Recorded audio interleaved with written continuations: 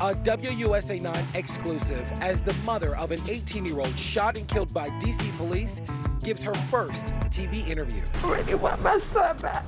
I want him to come home. I want to hug him again. I want to kiss him. Now Deon Kay's mother is filing a lawsuit to get more information about what happened the day her son was shot and killed. Get up, DC! It's a story that you'll only see right here on WUSA 9. The family of an 18-year-old man killed at the hands of D.C. police is suing the department for allegedly withholding footage from the day he was shot. Deon Kay was killed in September of last year after an encounter with officers in Southeast Washington. Video from D.C. police appears to show Deon Kay had a gun when he was shot. But now loved ones are publicly calling that footage into question. And our Michael Quander spoke with Deon Kay's mother in her first TV interview about her fight for information and the loss she's still coping with. I want my son back. I really want my son back. I want him to come home. I want to hug him again. I want to kiss him. I really miss my son so bad.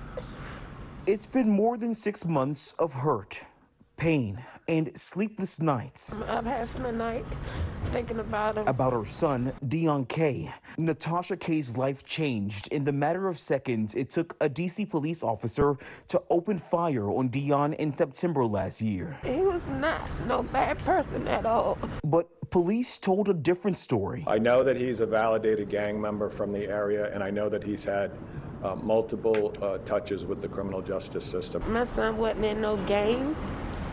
He ain't had nothing to do with no gang. He had friends, and they walked around and they chilled and had fun, but it was no gang bang. Did he have like multiple run-ins with the law enforcement? Yes, he did. And it's like every child, they do things and get caught by the police. Like, it ain't like he did bad things like he stabbed somebody up or maybe shot and killed somebody. No, it's little things that kids do. Though police said he was a known gang member, WUSA 9 could not find anything on Deon's public criminal record in the DMV. Officers showed this body camera video to the family the day after the shooting. We asked for it not to be released out. Natasha Kay says within less than an hour of her seeing the body camera video, the mayor publicly released it despite her wishes. In the video, D.C. police showed and explained Deon Kay had a gun in his hand when Officer Alexander Alvarez shot him. I'm looking for the gun. He's up there. Police say the gun left Deon's hand and ended up some 98 feet away from where he was shot. Hey, I got it. Were you aware that he ever had any weapons? Not that day, no, I didn't. You said not that day? I don't remember hearing anything about no weapon at all. There appears to be some conflicts in what was told to the public and what we saw on the native footage. Yaida Ford is representing Kay in her fight to get copies of all the body camera footage from when Deon was killed. After federal prosecutors decided there was not enough evidence to criminally charge Officer Alvarez, they met with Kay and Ford to break the news. Ford says the U.S. Attorney's Office allowed them to view raw footage from several body-worn cameras at the scene. She says it was more than what could be seen from just this point of view and additional footage from what was released publicly. Well, you know, for example, we saw Deon grab his chest with both hands, you know, open palm, and there was no gun. And no gun hit the ground, and we didn't see him throw a gun.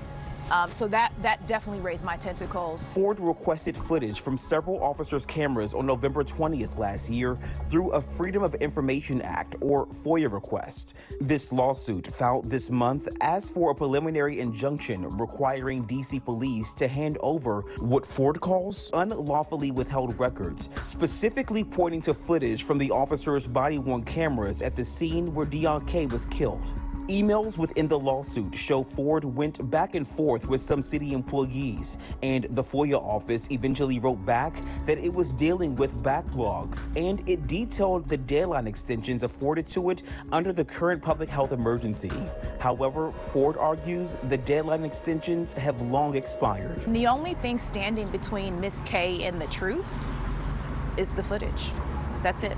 No, D.C. police would not comment on the FOIA request because of the lawsuit, but said in a statement the family of Deon Kay was shown the same body-worn camera footage that was provided to the public in the community briefing video and the full body-worn camera video.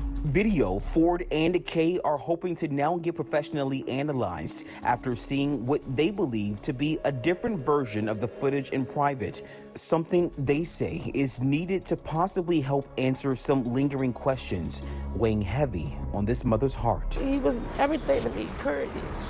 I love all my kids, but it was something about him. In the district, Michael Quander, WUSA 9.